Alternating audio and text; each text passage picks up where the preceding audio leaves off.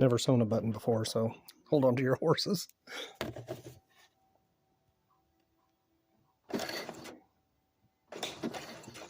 Oh, that's scary.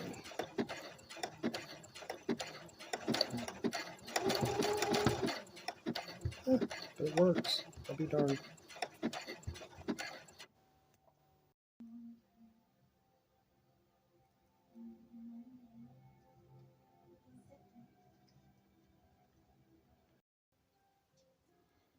So it has all these little attachments. I don't know what that one is. Some kind of additional foot. And then it's got the feet that go on it. That's the button one, the big one. And that little one holds the button. And then it tells you which one it needs, which foot it needs right there. And then you control the length of the stitch, which I had it set for 0 for a button. And then the width, because the two little holes in the button were 3 millimeters apart.